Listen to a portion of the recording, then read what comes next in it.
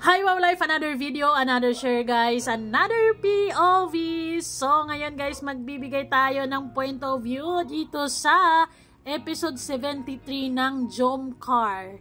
Grabe guys, puno ng emosyon dahil naiyak at naging emotional talaga si Carla sa episode na to dahil sobrang natuwa siya. Sobrang naging masaya dahil grabe ang blessings. Unang sahod pa lang ni Carla, tumataginting ng tadadada.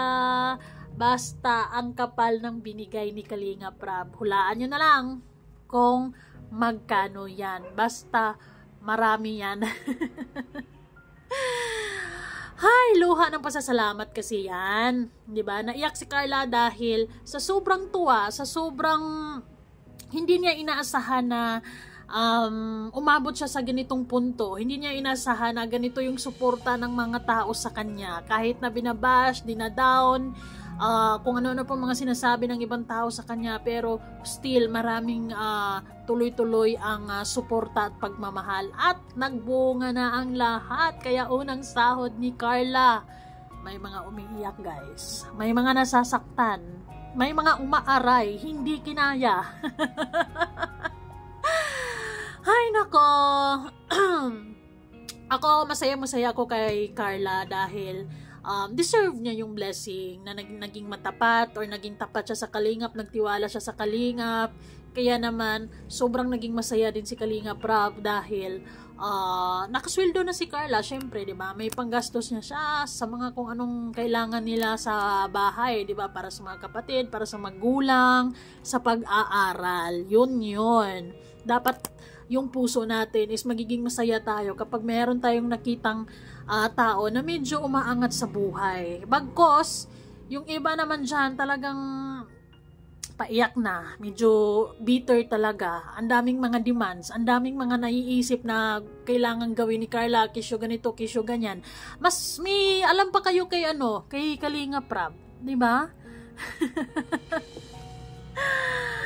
Ay, nako. But anyways, congratulations, Carla Bell. You deserve all the blessings. Stay humble. And wag ka magbago. And hayaan mo yung mga taong humusga sa'yo. Basta, keep it up, diba? Gawin mo kung ano yung sa tingin mo ang tama, kung anong nagpapasaya sa'yo. Wag mong hayaang maging malungkot ka dahil sa mga katulad ng nandito sa gilid. Bitter. Anyways, basahin natin. Carla, ayan, kumita ka ng walang kapagod-pagod. Pasalamat ka, marami kang supporter. Kung wala kang supporters, hindi ka yayaman agad.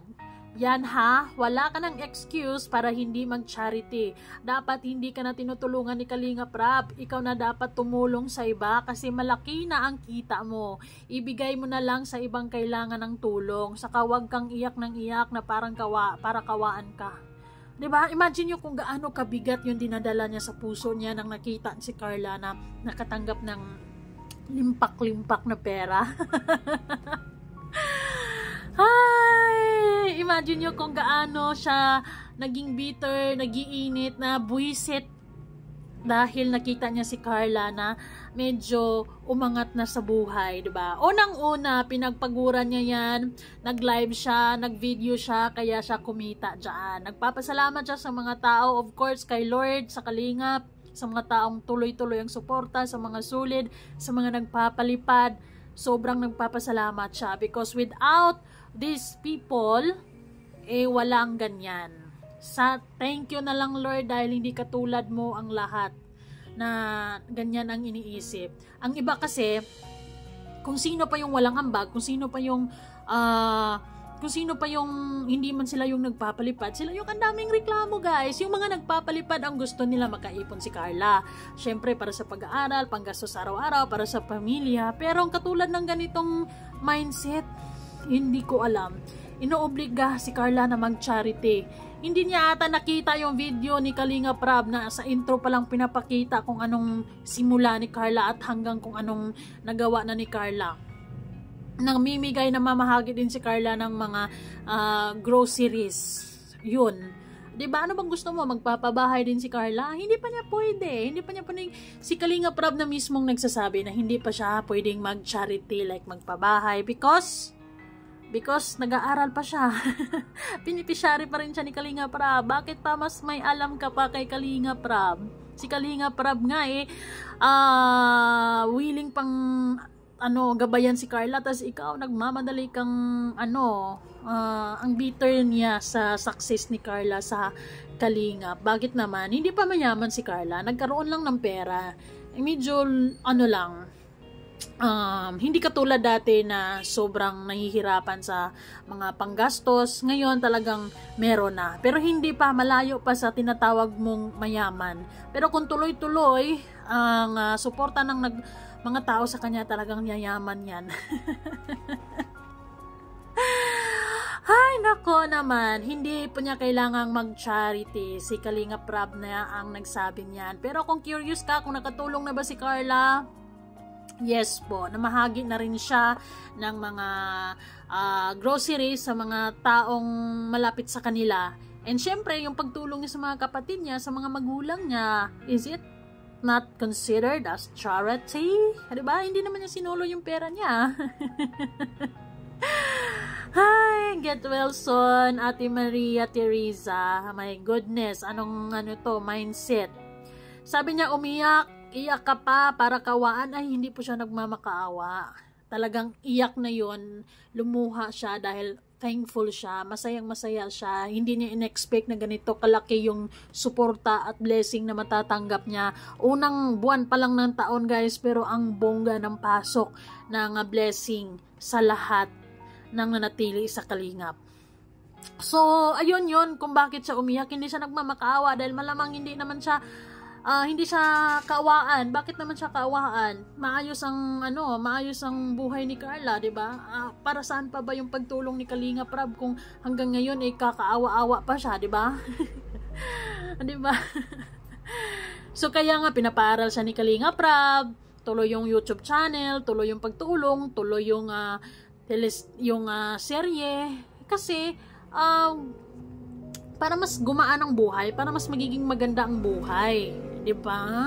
Ang pag-charity kasi hindi yan dapat obligasyon. Dapat yan, bukal sa puso. Dapat nararamdaman ng puso mo yan na this is it. Ito yung gusto kong gawin. Pero paano naman si Carla? Nag-aaral yan. Paano yan makapag-charity?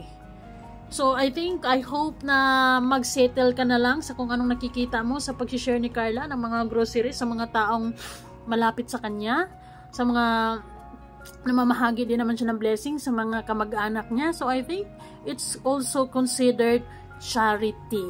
If you know, you know.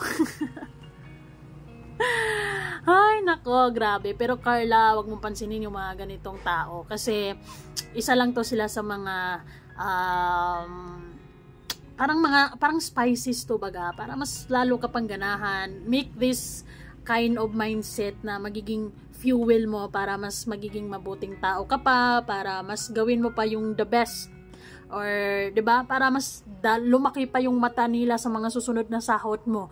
Kung gaano kakapal yung binigay ni Kalinga Prab ngayon, dapat doblehin, tiplehin mo pa para si Ate Maria ay iiyak lalo. Savage! Pero anyways, I know na masayang-masaya ang puso mo ngayon because of course, merong taong nag-aalaga, nagmamahal sa'yo. Siyempre, kasama na yan ang love team nila ni Papa Joms na talaga namang nagbibigay buhay lalo, 'di ba? Kaya araw-araw inspired at masaya. So, yun. Maraming salamat sa mga taong naniniwala, nagtitiwala at ayun, tuloy ang support at pagmamahal para kay Carla Bell. Thank you so much sa inyo, guys. Salamat dahil hindi kayo katulad ng mindset ni Ate Maria Teresa na nagkaroon ng anay. Hi, sana maging masaya tayo kung ano man ang ikinaunlad or kung ano mang blessing na meron ang kapwa natin. Malay mo susunod na linggo, buwan sa atin naman, 'di ba? Basta keep it up, just do your best and chill. Ayun, Jomcar Matatag. Ayun, Carla. Stay humble, stay pretty, smile, and stay positive. We love you. Bye guys.